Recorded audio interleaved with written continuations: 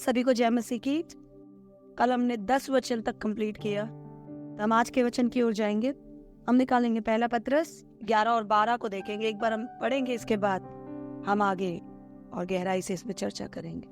पत्रस कहता है, हे प्रियो, मैं तुमसे विनती करता हूँ कि तुम अपने आप को परदेसी और यात्री जानकर सांसारिक अभिलाषाओं से जो आत्मा से है युद्ध करती है बचे रहो।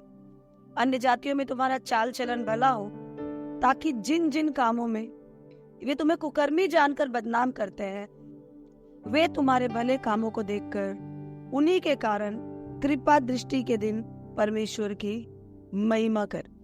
आइए हम प्रार्थना करें। स्वर्ग और पृथ्वी को बनाने वाले मेरे पिता, मेरे लिए अपने प्रिय बेटे को सूली पर चढ़ा देने वाले मेरे परमेश्वर,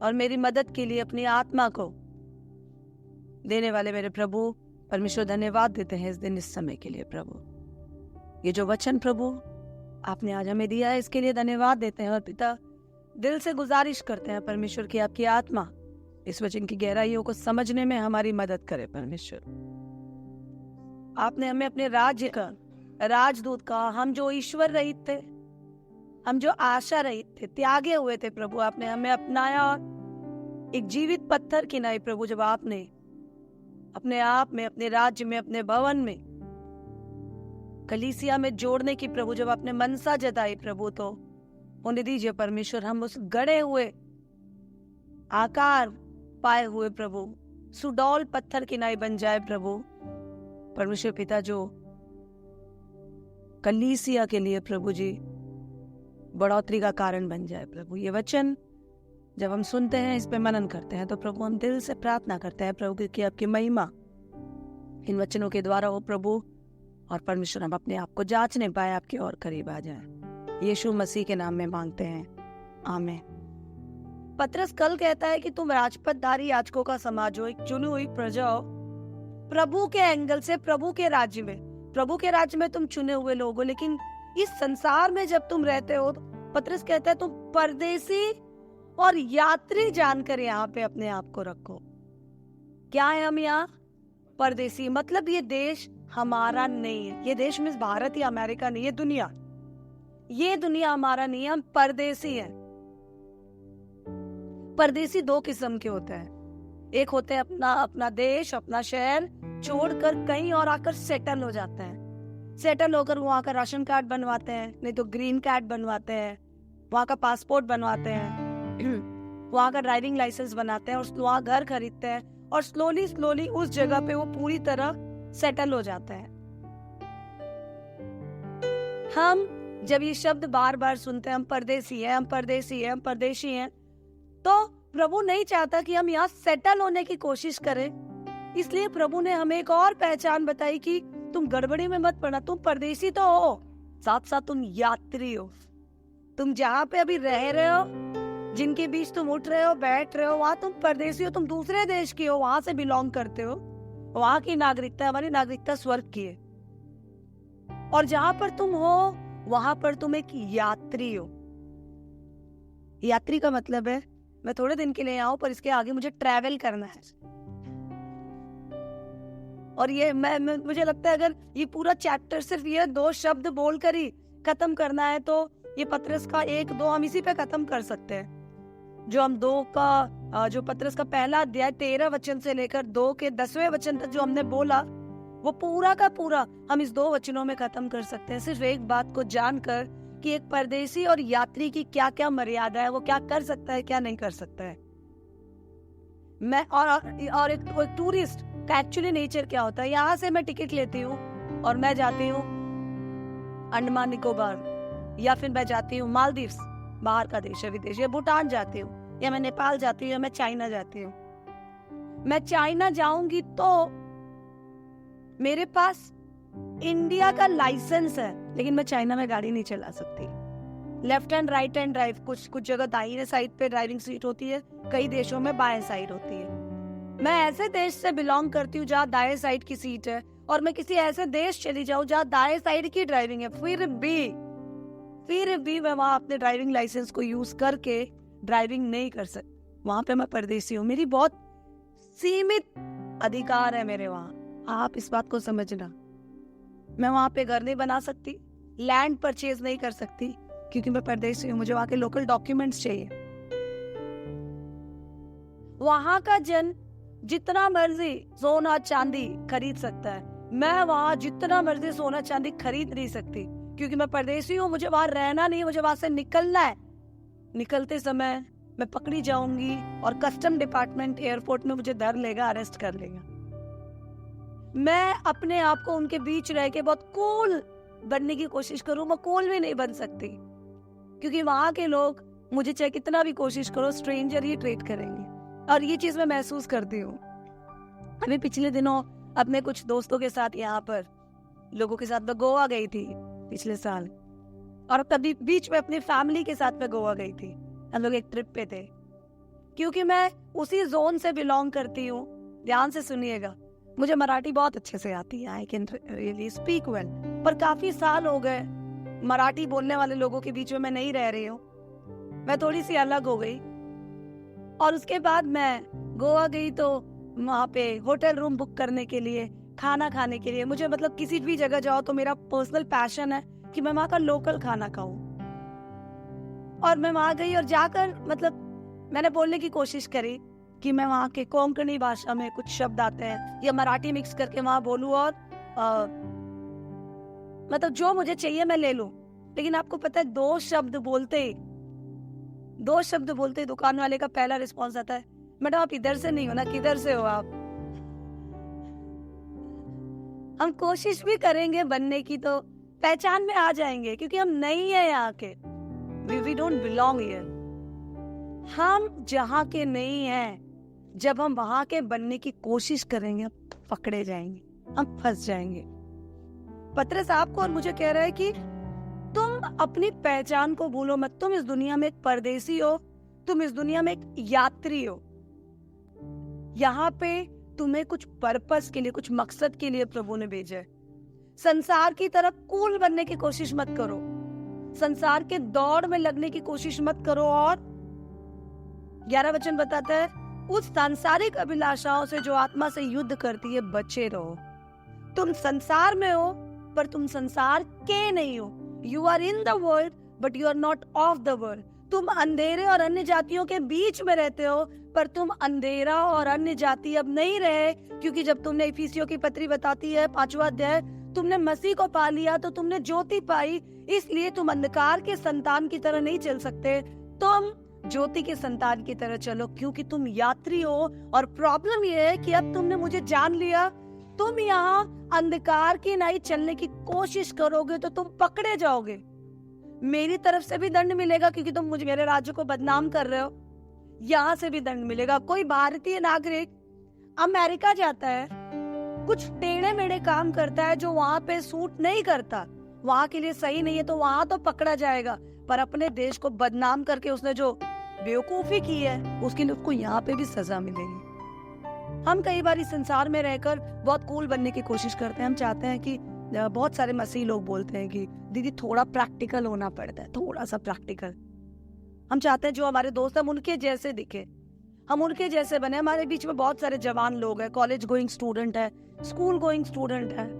यहाँ पर वो सब कुछ सीखते हैं, सब कुछ जानते हैं, सब कुछ सुनते हैं, बट जब वो दुनिया में बाहर निकलते हैं, अपने रिश्तेदारों के बीच, अपने दोस्तों के बीच, अपने ऑफिस मेट्स के बीच, तो एक झुंड, 9 लोगों का एक झुंड अलग तरीके की बातें करता है, अलग तरीके। वो लोग सेक्स की बातें करते होंगे, वो लोग स्मोक की बातें करते होंगे, वो लोग डिस्को की बातें करते होंगे, वो लोग हुक्के की बात करते होंगे। हमें लगता है मैं इनसे अलग हो गया तो ये लोग बोलेंगे अभी ये क्या है, तू क्या है। हम सुनना नहीं चाहते, उनके बीच में हम छोटा बनना नहीं चाहते, इसलिए हम सोचते हैं कि हम कूल दिखे, इसलिए हम बोलते या no problem, yes yes right, सही है सही है सही है सही है। ये तू डिस्को गई है क्या? हमने मसीह को ग्रहण कर लिया, हम प्रभु को जानते हैं, हम कभी नहीं गए। हम शायद हम उस परिवार से नहीं है जहाँ पे इस तरह का बर्ताव, इस तरह का ब्रॉटअप हमें मिला हो, पर हमारे दोस्त पूछते तो हमें लगता है कहीं हमारी नाक ना कट जाए। हम बोलते यस यस हाँ, पहले मैं रेगुलर जाती थी पर अब मैंने छोड़ दिया। हम कूल बनना चाहते हैं। संसार के लिए नॉर्मल है हमें पहले डर लगता था ऐसी कुछ बातें करते हुए किसी ने सुन लिया तो क्या हो जाएगा। मैं उस टाइम पे पढ़ी हूँ जहाँ पर कोई अगर आपको फर्स्ट क्रश हो गया तो आप डर के मारे मिलते जुलते नहीं हो, आप एक्सप्रेस नहीं करते हो, आपको लगता है समाज में बदनामी हो जाएगी। इज्जत बहुत बड़ी चीज है, कैरेक्टर को संभाल के रखना है। लेकिन ये बच्चे जब अपनी बातें करते थे, मेरे ग्रुप का वो लड़का था ना, उससे मेरा ब्रेकअप हो गया, अब मेरे ग्रुप के दूसरे लड़के से मेरी सेटिंग हो गई, अब मेरी दोस्त का मेरे फर्स्ट वाले बॉयफ्रेंड से सेटिंग चल रही है। एक ही ग्रुप पे रोटेशन चलती रहती थी और मुझे बहुत शौक लगता था कि दुनिया कौन सी तरफ जा रही है। पतरस कहता है जब तुम इस संसार में हो तो तुम इस संसार की तरह बनने की कोशिश मत करो। Don't try to be cool and practical. एक मसीह प्रैक्टिकल और कूल नहीं हो सकता। एक मसीह को बहुत सीरियस रहना जरूरी है। अगर तुम चाहते हो तुम गिरो ना, अगर तुम चाहते हो तुम बहको ना, अगर तुम चाहते हो कि शैतान के चंगुल में तुम फंसो ना, तो हर दिन, हर पल, हर समय, हर जगह अपने आप को याद दिलाओ कि ये जगह तुम्हारी नहीं है, ये लोग तुम्हारी तरह नहीं है, ये पहचान तुम्हारी नहीं है, ताकि तुम्हारी जिंदगी की ट्रेन पटरी से ना उतर जाए। तुम एक यात्री हो, तुम एक परदेसी हो। यात्री का काम होता है जहाँ वो है उस सुविधा को खा रहा है, पी रहा है, अपना काम निपटा रहा है, और जहाँ के लिए उसको जाना है वहां के बारे में प्लान कर रहा है, और कोई सोच विचार उसके अंदर नहीं है। मैं एक बार मुंबई से आ रही थी दिल्ली की तरफ, आते वक्त एयरपोर्ट पे बैठी थी। उसी साल मुंबई एयरपोर्ट को साइलेंट एयरपोर्ट बना दिया गया, साइलेंट एयरपोर्ट। मैं वेट कर रही थी, मेरे फ्लाइट की अनाउंसमेंट होगी, फ्लाइट की अनाउंसमेंट होगी। नॉर्मली फ्लाइट अनाउंसमेंट फ्लाइट से 1 घंटा पहले शुरू हो जाती कि ये फ्लाइट इस गेट से, इसके यात्री इस गेट से एंट्री करे, इसके यात्री इस गेट से एंट्री करे। मेरी फ्लाइट की अनाउंसमेंट ही नहीं हो रही, ध्यान से सुनना। और उसी समय जहां मैं बैठी थी बिजी शेड्यूल, बिजी उसमें लॉन में, वहीं पर उस हॉल में रानी मुखर्जी अपने असिस्टेंट और कुछ एक्टर्स के साथ आ गई। ध्यान दीजिएगा, वो असिस्टेंट के साथ आई और आने के बाद मैं रानी मुखर्जी को देखने लगी। वो मेरे बगल में बैठी हुई है और मैं देखने लग गई, वाह रानी मुखर्जी मेरे साथ है, and I was feeling so good. बहुत सालों पहले की बात है, और मैं रानी को देख रही थी, रानी मुखर्जी के असिस्टेंट्स को देख रही थी, ये लोग बातें कर रहे थे, वो कैसे स्टाइल मार रही देख रही, और मैं अपने मन में सोच रही थी, ध्यान से सुनिएगा, मैं सोच रही थी ये लोग स्क्रीन पे कैसे दिखते हैं, रियल में कैसे हैं, कुछ खास डिफरेंस तो नहीं है, मैं भी ऐसे रहूं तो शायद मैं भी ऐसे दिखने लगूं। ऐसे बहुत सारे विचारों में मैं लगी थी। मैं रानी में इतनी खो गई कि बाद में जब मैंने घड़ी देखी तो मेरी फ्लाइट छूटने में 10 मिनट बाकी है। कोई अनाउंसमेंट नहीं सुनी मैंने। फिर मैं भागते हुए कस्टमर डेस्क पे गई जो मेरी एयरलाइन से, और मैंने उनसे पूछा, मैम अभी तक मेरे फ्लाइट की अनाउंसमेंट नहीं हुई और मुझे दिल्ली जाना है, क्या फ्लाइट कैंसल्ड है या डिलेड है? बोलती, मैम पिछले 1 घंटे से आपका नाम हम पुकार रहे हैं, 1 घंटे से। जब हमें कोई नहीं दिखा तो हमने फ्लाइट क्लोज कर दी। उस टाइम मेरा 2 रिएक्शन हो सकता था। पहला रिएक्शन, वाह अच्छा हुआ फ्लाइट छूट गई, अब इस शानदार एयर कंडीशन एयरपोर्ट पे मैं जैसे मर्जी रह सकती हूँ। अभी रानी को देखा, कल करीना को देखूंगी, परसों ऐश्वर्या को देखूंगी। That could be one reaction. But मुझे ये पता है कि मैं टूरिस्ट हूँ, मुझे ये पता है कि वो एयरपोर्ट मेरे लिए एक फिक्स डेस्टिनेशन नहीं है, वो सिर्फ एक स्थान है जिसको क्रॉस करके मुझे आगे जाना है। आप समझ रहे हैं इस बात को? थोड़ी सी मैं बहक गई और मेरी फ्लाइट मिस हो गई। जो मेरे लिए आवाज लगी, उस आवाज को मैं सुन नहीं पाई। पतरस बोलता, तुम यात्री हो, तुम परदेसी हो, तुम ये बात भूलना मत। अगर ये बात तुम भूल गए, तुम संसार की अभिलाषाओं में अगर लग गए, तुम्हारी फ्लाइट मिस हो जाएगी, और जिस काम के लिए तुम्हें यहाँ रखा गया वो काम तुम्हारे हाथ से छूट जाएगा। और प्रॉब्लम ये है, उसका नुकसान ये है कि चूंकि हम यहाँ के नहीं है, हम यहाँ रह भी नहीं सकते। वी कैन नॉट एंजॉय, क्योंकि जिस देश से हम आए हैं उनसे गद्दारी कर रहे हैं, उनको अनसुना कर रहे हैं, वो भी पिटेगा। हम जहाँ पे रह रहे हैं वहां की नागरिकता हमने छोड़ दी है, वो भी कूटेगा। हम दोनों के बीच में ना पिसे एक पीसफुल ट्रैक, एक अच्छी लाइफ हम जीना चाहते हैं, तो हमें हर वक्त याद रखना है, मैं एक यात्री हूँ, मैं एक परदेसी हूँ, मैं इस देश का नहीं हूँ। तो उसका फायदा ये होगा, अगर हम याद रखेंगे तो हम संसार की अभिलाषाओं में नहीं पड़ेंगे। मेरे मन में हमेशा ये नहीं चलेगा, मुझे घर बनाना है, घर बनाना है, पैसा बनाना है, पैसा बनाना है, घर बनाना है, घर बनाना है। नहीं चलेगा, नहीं चलेगा। मुझे इस दुनिया की सबसे खूबसूरत लड़की मेरी बीवी चाहिए, नहीं तो मैं शादी नहीं करूं। ये संसार खूबसूरती को देखता है, शादी की इच्छा होना गलत नहीं है। मैं बहुत अच्छी बात आज सुबह इसके बारे में सोच रही थी कि जब वचन बताता है इस संसार की अभिलाषाओं से दूर रहो, एक्चुअली हम डायरेक्टली संसार की अभिलाषाओं में नहीं पड़ जाते। कुछ चीजें नेचुरल है, प्राकृतिक रूप से। देखो, घर एक विश्वासी को भी चाहिए रहने के लिए, शादी एक विश्वासी को भी चाहिए साथी के लिए, हाँ ना, एक विश्वासी को भी चाहिए क्योंकि भूख उसे भी लगती है।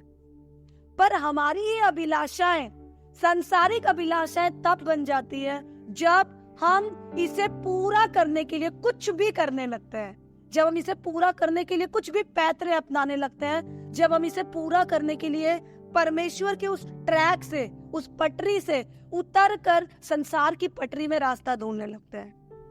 कई बार 18-20 साल की उम्र हो गई तो जवानों के अंदर ये फीलिंग आना कि मुझे एक साथी चाहिए, मुझे शादी करनी, बहुत लाजमी है, नेचुरल है। और सच बताऊं तो जब हमारे जवान लड़के या लड़कियां कलीसिया के आकर बोलते हैं कि दीदी प्लीज मेरी शादी करवा दो, तो खुशी होती है, साथ साथ डर लगने लगता है कि ये इच्छा अगर इसके अंदर आ गई है तो ऐसा ना हो ये इस इच्छा को पूरी करने के चक्कर में इतने फोकस्ड हो जाए कि प्रभु से अनफोकस्ड हो जाए। जो नेचुरल इच्छाएं एक आम इंसान की होती है, हम उसी इच्छाओं के पीछे पड़ के संसार की नाई व्यवहार करने लगते हैं। इसलिए कई बार कलीसिया में एक लड़का चाहता है मैं शादी करूं, एक लड़की चाहती है मैं शादी करूं, लड़का या लड़की बहुत अच्छे से प्रभु में बढ़ रहे होते हैं, पर अपनी इस इच्छा को तुरंत वो प्रभु में समर्पित करने के बजाय, एक विश्वासी चाहता है मेरे पास एक घर हो जहां मैं अपनी फैमिली के साथ रह सकूं, अपनी इस इच्छा को पूरी करने के लिए वो पैतरे अपनाने लग जाते हैं, जबकि इच्छा नॉर्मल है। लेकिन इस इच्छा को पूरी करने के लिए हमें एक ही काम करना है, हमें प्रभु के आगे रखना है, प्रभु मेरे मन में इच्छा है, प्रभु ये इच्छा मुझे बहका ना दे, ये इच्छा मुझे भरमा ना दे, ये इच्छा मुझे लालची ना बना दे, ये इच्छा मुझे व्यभिचारी ना बना दे, मैं जुगाड़ ना करने लग जाऊं, मैं कुछ भी पैतरे ना अपनाने लग जाऊं। इसलिए प्रभु तू मुझे संभाल, प्रभु तू मेरी मदद कर। पतरस कहता है कि संसार की अभिलाषाओं से दूर रहो, क्योंकि ये संसार की अभिलाषाओं में अगर तुम पड़ गए तो तुम वो लड़ाई हार जाओगे जो लड़ाई तुम इस संसार में कर रहे हो। हमको पता है, पौलुस भी कहता है मेरी आत्मा तो मजबूत है पर मेरा शरीर क्या है, कमजोर है। हमारे मन में बहुत सारे लोग हैं जो प्रभु में बढ़ना चाहते हैं पर अपनी शारीरिक इच्छाओं को कंट्रोल नहीं कर पा रहे। पतरस कहता है कि तुम एक वॉर जोन में, आपको पता मसीह लोग 24 घंटे एक लड़ाई में, इसीलिए प्रभु ने इफिसियों की पत्री में कहा कि लड़ाई के हथियार बांध लो, वचन की तलवार, धार्मिकता की जिलम डाल, कमर बंद, और आज कल ही परसों हमने देखा कि बुद्धि की कमर कस लो। हम सारे हथियारों को नहीं बांधेंगे तो ये संसार में ये अंधेरा जो है जिसमें हम उजाले में चल रहे हैं हमेशा हम पे साया डालने की और ग्रहण लगाने की कोशिश करते हैं। पतरस कहता है इसलिए बचना है तो याद रखो तुम कौन है, बचना है तो याद रखो कि तुम्हें प्रभावित नहीं होना है, तुम्हें प्रभावशाली होना है। हम कूल बन के लोगों के जैसा बनने की कोशिश करते हैं। हम किसी के घर में किसी प्रोग्राम में गए, कुछ ऐसे कामों में, कुछ ऐसे रीतियों में गए जो मसीह के अनुसार नहीं है। हम सोचते हैं इसको बुरा ना लग जाए, ये ना सोचे कि मैं कुछ अलग हूँ। हम उन कामों में, उन रिवाजों में, उन चीजों में शामिल हो जाते हैं जो हमारी पिता की इच्छा के अनुसार नहीं है। पतरस बोल रहे तुम ऐसा नहीं कर सकते क्योंकि पहले तुम अंधेरे में थे पर अब तुम ज्योति की संतान हो। ज्योति की संतान है तो हमें ज्योति के अनुसार चलना बहुत जरूरी है। हम एक वचन देखेंगे इफिसियों की पत्री 2 अध्याय उसका 2 और 3 वचन, जिनमें तुम पहले इस संसार की रीति पर और आकाश के अधिकार के हाकिम अर्थात उस आत्मा के अनुसार चलते थे जो अब भी आज्ञा न मानने वालों में कार्य करता है। इनमें हम भी सब के सब पहले अपने शरीर की लालसाओं में दिन बिताते थे और शरीर और मन की इच्छाएं पूरी करते थे और अन्य लोगों के समान स्वभाव ही से क्रोध की संतान थे। 4:22 भी पढ़ दो इसी का, कि तुम पिछले चाल चलन के पुराने मनुष्यत्व को जो भरमाने वाली अभिलाषाओं के अनुसार भ्रष्ट होता जाता है उतार डालो। यस, हमारे लिए बहुत जरूरी है हम पुराने चाल चलन, पुरानी इच्छाओं को, पुरानी लाइफस्टाइल को, पुराने सर्कल को, पुराने रहन सहन को पूरी तरह से छोड़ दें। इससे एक बहुत बड़ा नुकसान है, और वो नुकसान ये है कि लोग हमें अलग थलग कर देंगे थोड़े दिनों बाद। जो दोस्त हमारे साथ घूमते फिरते थे, जो सहेलियां हमारे साथ खेलती कूदती थी, वो हमें अलग सा ट्रीट करेंगे, आइसोलेट कर देंगे। एक टाइम आएगा जब हमें फील होगा कि यार कोई नहीं है मेरे साथ, सब अलग हो गए। तब परमेश्वर का वचन बताता है, तुम मेरे प्रिय हो, तुम मेरा चुना हुआ वंश हो। मैंने तुम्हें, जो तुम ईश्वर रहित थे, आशा रहित थे, तब उस पाप की गंध से निकाल के, उस कीट से निकाल कर मैंने तुम्हें अलग किया। इसलिए जब हम ऐसे आइसोलेशन में पड़ जाएंगे तो हमें समझना बहुत जरूरी है, कि कोई दिखता नहीं है आसपास इंसान के रूप में, लेकिन फिर भी हमें कोई कमी नहीं होगी, क्योंकि परमेश्वर हमारे आगे पीछे अपने स्वर्गदूतों की सेना लगाए चलता है। मैं एक बहुत अच्छी कहानी नहीं, बहुत अच्छी टेस्टिमनी हम पिछले दिनों कलीसिया में शेयर किया करते थे। एक बहन की कहानी जिन्होंने मसीह यीशु को ग्रहण कर लिया। मसीह यीशु को ग्रहण करने के बाद गांव के लोग उन्हें बहुत सताने लग गए, और गांव के लोगों ने डिसाइड किया कि इसको छोड़ना नहीं, इसको मार देना नहीं, तो ये मसीह करके पूरे गांव को बदल देगी। क्योंकि सबको पता है प्रभु के लोग शांत नहीं रहते, वो लड़ाई नहीं करते, पर वो इतना प्रेम करते हैं कि उनका प्रेम दूसरों को विवश कर देता है। ये लोग घबरा गए। जब इस औरत ने प्रभु को नहीं जाना था, तब पूरा गांव खेलता था, कूदता था, नाचता था, हाँ बहन करके उठता बैठता था। यूपी के किसी गांव की कहानी है ये। लेकिन जब इस बहन ने अपने आप को यीशु का बताया, तो सबसे पहले इसके रिश्तेदारों ने छोड़ा, परिवार ने छोड़ा, उसके बाद गांव के लोगों ने हुक्का पानी बंद करवा दिया। हम प्रभु को जानते हैं तो हम आइसोलेट हो जाते हैं। जब हुक्का पानी बंद करवा दिया, फिर भी इसने डिसाइड किया अब जो झेलना है झेलेंगे, मेरा प्रभु मेरे साथ साथ है। बचाएगा तो प्रभु बचाएगा, नहीं बचाया तो नहीं बचाएगा। हम शद्रक मेशक अबेदनगो को देखते हैं, हमें लगता है कहानी है, पर हमारे बीच जिंदा गवाहियां हैं। ये भी कुछ ही समय पहले की बात है। गांव के लोगों ने डिसाइड किया रात को इसको मरवा देते हैं, पूरा घर में आग लगा देते हैं और गोलियों से इनको भून देते हैं। जुगाड़ किया, जुगाड़ करके रात को कुछ हथियार बंद लोगों को बुलाया, ताकि परिवार के सब लोगों को जब गांव सो रहा होगा तो भून के खत्म कर दे। हथियार बंद लोग आए, और आने के बाद इसके घर पे पहुंचे। दूसरे दिन लोग इकट्ठा हुए और ये हुआ कि ये लोग तो मर गए होंगे। अच्छा हो गया, गांव से गंदगी साफ हो गई। मसीह को लोग गंदगी कहते हैं, नीच कहते हैं। आप समझ रहे हैं इस बात को? हमें ऐसे ऐसे नाम मिलेंगे जब हम अपनी पहचान में रहेंगे जिसमें प्रभु ने हमें भेजा है तो। लेकिन आप जानते हैं, ये माँ और इनके बच्चे जब घर से निकले तो सारे लोग शॉक हो गए, ये मरी क्यों नहीं? और फिर उन लोगों को बुलाया गया, उन हथियार लेस लोगों को। तुम लोगों को कॉन्ट्रैक्ट दिया था, तुमने इस माँ को और इसके परिवार को खत्म क्यों नहीं किया? बोले कैसे खत्म करते? ये तो बहुत पहुंची हुई औरत है। क्यों? इसने क्या किया? रात को हम 4 लोगों को आपने बोला, आपको हमें बताना चाहिए ना कि इनके पास बहुत सारे लोग रात को इनके घर का पहरा देते हैं। हम 4 लोग आए इनके घर को जलाने और इनको मारने के लिए, देखा तो कितने सारे हथियार बंद लोग घर के बाहर खड़े थे। आप तो हमें मरवाने के लिए कॉन्ट्रैक्ट देकर बैठो है। ऐसा काम हम नहीं करते, पूरा बात बताया करो हमें। सारे गांव वाले डर गए और औरत ने खुलेआम कहा, मेरा प्रभु मेरा यहोवा मेरे आगे आगे चल। अगर हमने मसीह में नींव बोई है तो हम फसल भी भलाई की और महानता की और महिमा की काटेंगे। ये लोग जानते थे, ये जिनकी हम बात बता रहे हैं, ये लोग जानते थे इन्हें संसार ने अलग कर दिया, बट प्रभु ने अलग नहीं किया है। प्रभु इनके साथ साथ है। क्या ये बात आप और मैं जानते? पतरस मुझे और आपको बताना चाहता है, यात्री जान और जान कि ये जगह तेरी नहीं, यहाँ सेटल होने की, यहाँ के जैसा बनने की, यहाँ के लोगों के बीच घुलने मिलने की, इनके समान होने की कोशिश मत कर। और जब ये बोलते हैं तो मुझे यहोशू की पत्री 1 अध्याय उसके 8 वचन की सीरीज याद आती है, जब परमेश्वर ने यहोशू को कहा कि ये व्यवस्था की पत्री तेरे चित्त से कभी ना हटने पाए, दिन रात इसी पे ध्यान किए करना, जो इसमें लिखा है जब उसी के अनुसार तू चलेगा तेरे सब काम सफल होंगे और तू प्रभावशाली होगा। पतरस कहता है मुझे और आपको प्रभु ने चुना, अलग किया ताकि मैं और आप प्रभावशाली हो।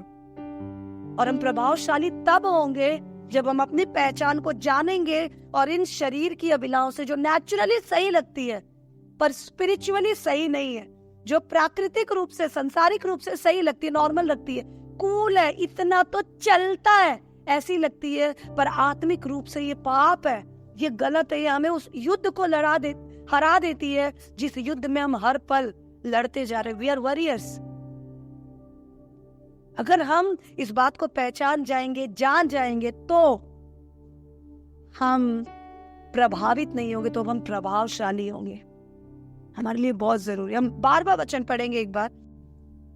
अन्य जाति में तुम्हारा चाल चलन भला हो, ताकि जिन जिन बातों में वे तुम्हें कुकर्मी जानकर बदनाम करते हैं, वे तुम्हारे भले कामों को देखकर उन्हीं के कारण कृपा दृष्टि के दिन परमेश्वर की महिमा करें। यस, तुम परदेसी हो, तुम यात्री हो। 12वें वचन में वो बता रहा है कि तुम्हें एक बात पता होना बहुत जरूरी है, और वो बात ये है कि तुम्हें यहाँ भेजने की और प्रभु की रोशनी में तुम्हें लाने के पीछे प्रभु का उद्देश्य क्या है और तुम्हारी लाइफ का टारगेट क्या है।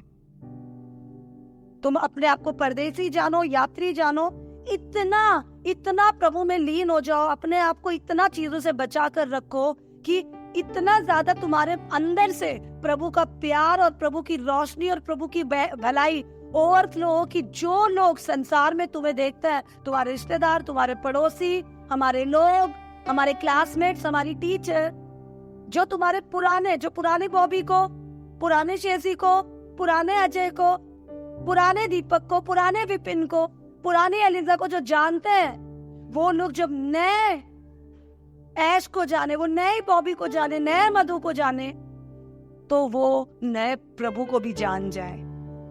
अगर मुझे और आपको देखकर लोग मसीह को नहीं देख पा रहे हैं, तो हम क्या दिखा रहे हैं? हम अक्सर कहते हैं कि 4 सुसमाचार, मत्ती, मरकुस, लूका, यूहन्ना, बाइबल में 5वां सुसमाचार मेरी और आपका जीवन है।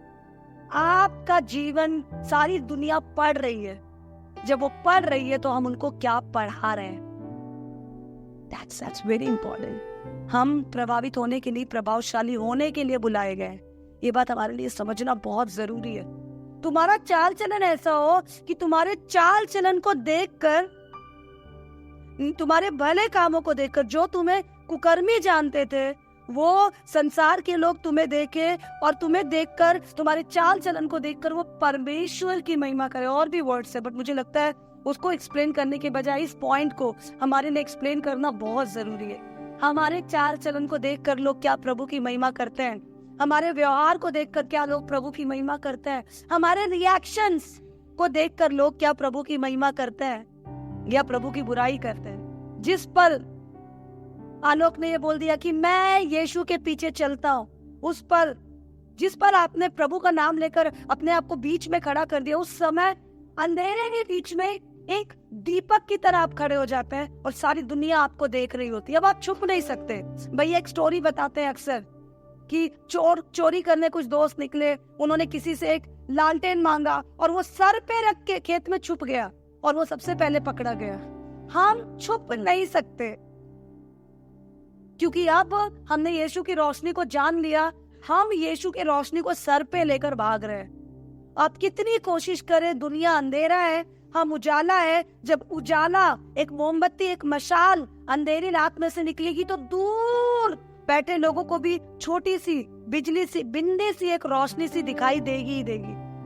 आप वो जब वो रोशनी देख रहे हैं और उस रोशनी में जब मेरा और आपका चेहरा साफ साफ नजर आ रहा है, तो पतरस कहते हैं ध्यान से समझो उन्हें दिखाई क्या दे रहा है। क्या वो तुम्हारे भले चाल चलन को देखकर प्रभु की महिमा कर रहे हैं? क्या वो जानते भी हैं कि तुम अलग हो? क्या वो जानते भी हैं कि तुम प्रभु में हो? ये तुम्हारे चाल चलन को देखकर वो प्रभु से दूर होते जा रहे। वो तुम्हें कुकर्मी जानते होंगे पहले, पर क्या अब वो जानते हैं कि ये भाई बदल गया, ये नया बन गया? वचन बताता है तुम्हारे मन के नए हो जाने से तुम्हारा चाल चलन भी नया हो जाए। हम नए हैं कुछ फेवरेट लोगों के साथ, हम नए हैं कुछ सीमित दायरे में। मसीह के नया होने का कोई दायरा नहीं, असीमित प्यार, जान देने तक प्यार, प्रभु की महिमा प्रकट करने के लिए कुछ भी सह लेने वाला प्यार।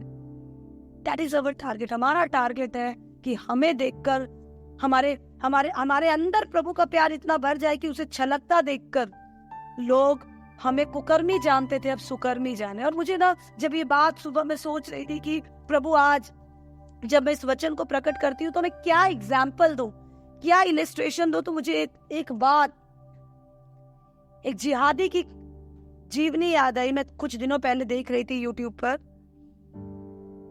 एक आतंकवादी जो कि तालिबान से तैयार किया गया था, 8-9 साल की उम्र से 13, 14, 15 साल की उम्र तक उसे ट्रेनिंग मिली थी कि जो वेस्टर्न कंट्रीज है, जो ईसाई लोग हैं, वो बहुत बड़े दुश्मन हैं, उनको किसी न किसी तरह खत्म करना है। एक जिहादी की कहानी है। आतंकवादियों का कोई रिलीजन नहीं होता, कोई धर्म नहीं होता। आतंकवादी आतंकवादी है, वो सिर्फ आतंक फैलाते हैं। वो किसी भी जात, किसी भी धर्म, किसी भी पंथ से बिलोंग कर सकते हैं। इसलिए हम किसी धर्म को टारगेट ना करें। तो ये लड़का बहुत बचपने से मसीह और मसीह के लोगों के विरुद्ध जहर से भरा हुआ था, ट्रेंड किया गया था, ब्रेन वॉश किया गया था, और इसका एक ही काम था, मुझे ईसाई लोगों के कल्चर को किसी न किसी तरह खत्म करना है। बहुत तरह की जिहाद चलते हैं। एक जिहाद में लोग हथियार लेकर चलाते हैं, लेकिन एक जिहाद होता है सोशल जिहाद, कल्चरल जिहाद। ये उस सोशल कल्चरल जिहाद का हिस्सा था, बहुत पढ़ा लिखा, और इसको पूरा तैयार करके समझाकर अमेरिका भेजा गया कि वहां जाकर तू सिखा, सबको दिखा कि मसीह लोग बेकार है, क्रिश्चियन लोगों को मारना है, ये मौत के अलावा किसी चीज के हकदार नहीं है, दुश्मन है इंसानियत के। ऐसी बहुत सारी ट्रेनिंग लेकर वो अमेरिका गया और लोगों से मिल रहा था, छोटे छोटे ग्रुप तैयार कर रहा था, और छोटे छोटे ग्रुप तैयार कर वो भाई एक बहुत बड़े प्लान में था कि किस तरह मसीहियत और मसीह को खत्म किया जाए। और वो नफरत से भरा हुआ था। He used to hate Christians। एक बार वो एक स्ट्रीट पर, अमेरिका के एक स्ट्रीट से वॉक कर रहा था। वॉक करते हुए एक कार आई और उसे ठोक कर चली गई, उड़ाकर चली गई। एक गाड़ी, बड़ी गाड़ी कोई, वो ठोक कर चली गई। इतने में एक दूसरी गाड़ी सामने से आई, इसकी आंखें थोड़ी थोड़ी खुली थी। एक बुजुर्ग, थोड़े एज्ड टाइप के, एक हस्बैंड वाइफ गाड़ी से उतरने के बाद इसको गाड़ी में डाला और अस्पताल ले गए। अस्पताल ले जाने के बाद इसके ब्रेन में, खोपड़ी पे, सर पे काफी चोट लगी थी। बहुत दिनों तक ये अस्पताल में रहा और उठ नहीं पाया। कुछ कुछ सुनाई देता था, हाफ कोमा में था ये, कुछ कुछ सुनाई देता था। बॉडी के सारे पार्ट्स इनएक्टिव थे, टोटली बेड रिडन था। कोई आईडी कार्ड, जिहादी है इसलिए कोई आईडी कार्ड लेकर वहां चल नहीं सकता। पॉकेट में कोई पासपोर्ट नहीं, बोलने के लिए जुबान नहीं खुली। डॉक्टर ने पूछा इस बुजुर्ग से कि आप हो कौन? तब उसने बोला ये मेरा बच्चा है और इसका एक्सीडेंट हो गया, मैं इसका पिता हूँ, आप इसका इलाज कीजिए। क्योंकि इस बच्चे की हालत, इस जवान की हालत बहुत खराब थी। इसने ये शब्द सुना कि कोई तो आया जो मुझे अपना बेटा कह रहा है। इलाज हुआ। होते होते एक दिन आया जब ये बेड पे बातें करने लग गया, थोड़ा हिलने डुलने लग गया। तब डॉक्टर ने कहा अब इनकी फिजियोथेरेपी कराओ, इनका ख्याल रखो, इन्हें घर ले जाओ। तब उन्होंने, वो पति पत्नी ने इससे पूछा बेटा तुम्हारा घर कहाँ है? एक टेररिस्ट है, एक आतंकवादी, अपना घर तो बता नहीं सकता। इसने ऐसे प्रिटेंड किया कि इसे कुछ याद नहीं है और बेहोश सा हो गया। उसके बाद ये लोगों ने सोचा कि हम इस बच्चे को ऐसे कैसे छोड़े। वो इसे अपने घर ले गए और अपने घर जाकर उन्होंने इसकी सेवा शुरू की। इनके घर में रोज प्रार्थना मीटिंग होती थी, लोग आते थे, प्रार्थना करते थे, और ये सब लोगों से हमारे बच्चे की तरह आप इस जवान के लिए भी प्रार्थना करें, प्रभु ने इसे बचाया करके ये पति पत्नी रोज सर पे हाथ रख के इसके दुआ करते थे। दुआ करते करते ये बेटे की तरह हो गया, साथ खाना, साथ उठना बैठना, थोड़ा ठीक हो गया और घर के अंदर चलना फिरना शुरू किया। इन्हें ये बूढ़े पति पत्नी को खिलाना बनाना शुरू किया। एक बहुत प्यार हो गया। इनकी प्रेयर मीटिंग में बैठना इसने शुरू किया। और जितना ये इनके साथ घुलता चला गया उतना ये ठीक नहीं हो रहा था। शरीर से तो ठीक हो रहा था पर मन से ये डिस्टर्ब होता चला गया और उसे समझ नहीं आ रहा था कि ये वो लोग हैं जिनका मैं नाश करने आया था, ये वो लोग हैं जिनको मैं बर्बाद करने आया था। जब प्रेयर मीटिंग खत्म होती थी तो ये पति पत्नी आपस में जैसे रहते थे, उसने कभी हस्बैंड वाइफ को ऐसे रहते नहीं देखा। प्यार में एक दूसरे को समझते हुए, एक दूसरे की केयर करते हुए, अंदर से और बाहर से। जो इन्होंने अस्पताल में देखा, जिस पति पत्नी को इसने सड़क में देखा, वही प्यार से भरा हुआ एक कपल, एक रूप इनको घर पे भी दिखाई दे रहा था। ये थोड़ा जब चलने फिरने लगा तो वो अंकल ने इसको अपनी एक गाड़ी की चाबी दी, बोली बेटा तुम अभी ठीक नहीं हो, तुम ऐसे ही कहीं मत जाओ, तुम मेरी गाड़ी की चाबी लो, तुम्हें जहाँ जाना है तुम इसका इस्तेमाल कर सकते हो, जब तुम एकदम ठीक हो तब तुम अपने घर जा सकते हो। तुम्हें देखकर एक पिता की तरह एक बच्चे वाली फीलिंग होती है, इसलिए तुम कोई बात का लोड मत रखना अपने ऊपर।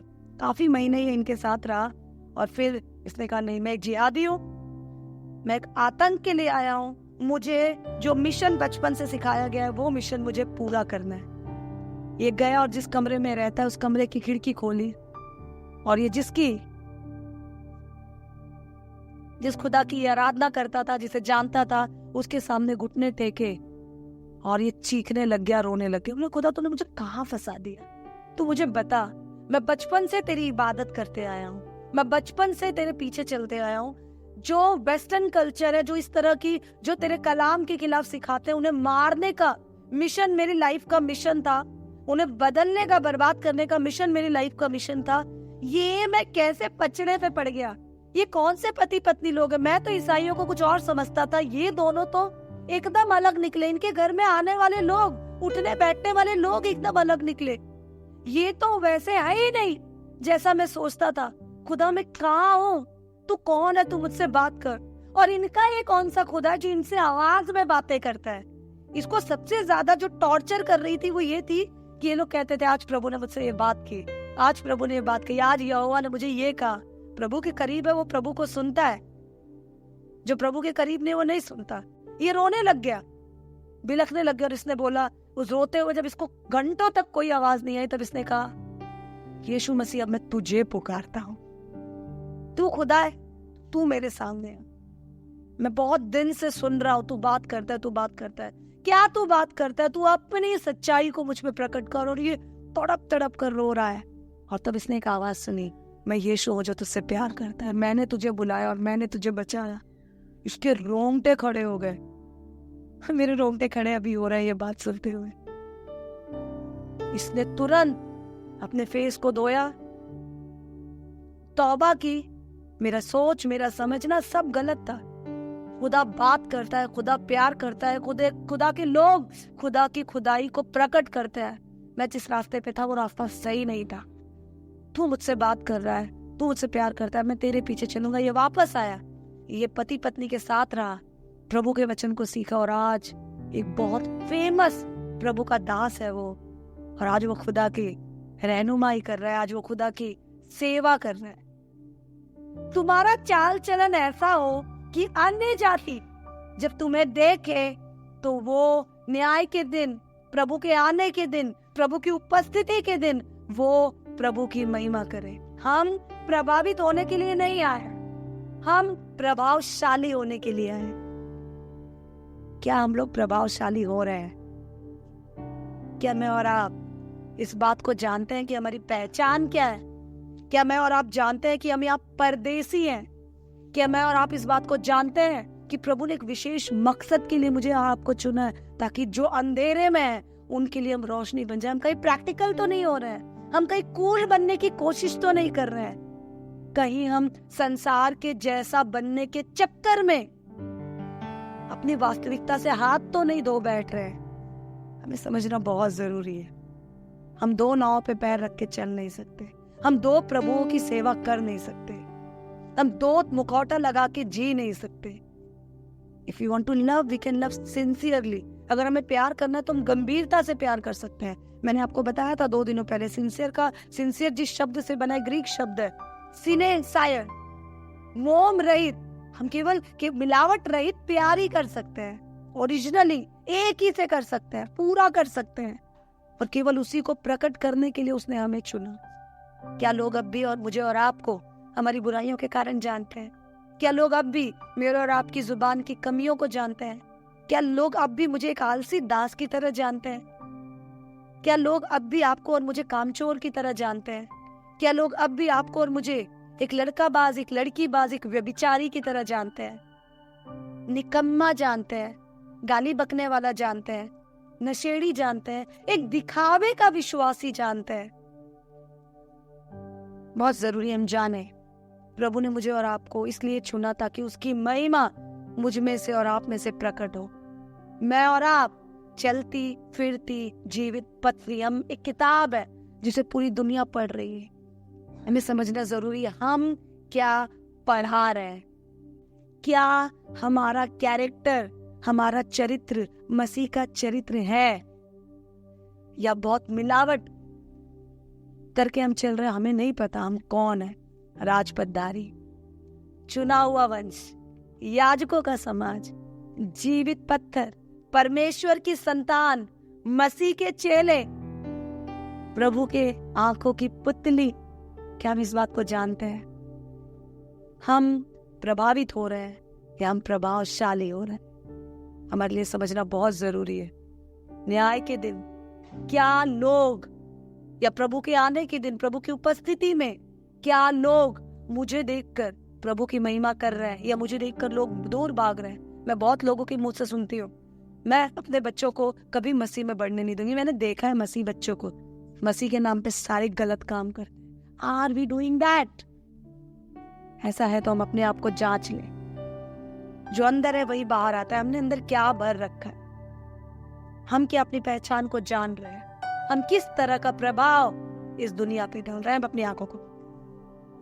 महान सामर्थ्य जीवित दयालु अनुग्रहकारी प्रेमी पिता, तूने प्रभु मुझे प्रभावित होने के लिए नहीं, प्रभावशाली होने के लिए बुलाया। पर प्रभु मैं अपनी पहचान को भूल गया हूं। मैं कुछ और बनने की, कुछ और दिखने की, कुछ और करने की कोशिश कर रहा हूं प्रभु। पर मैं भूल गया प्रभु की ये जगह जहां मैं हूं ये मेरी नहीं है प्रभु। मैं केवल यात्री हूं, और एक यात्री ज्यादा देर तक ठहर नहीं सकता प्रभु। मैं एक परदेसी हूं, मुझ पर तेरे नियम कानून लागू होते हैं परमेश्वर। पिता प्रार्थना करते हैं हर वो जन जो आज इस वचन को सुन रहा है प्रभु, वो अपनी पहचान को समझने पाए, अपने जीवन को बैलेंस्ड करने पाए प्रभु। मेरे पिता तेरे नाम के लिए जीती जागती चलती फिरती पत्री बन जाए प्रभु। प्रभावित ना हो, प्रभावशाली हो जाए परमेश्वर।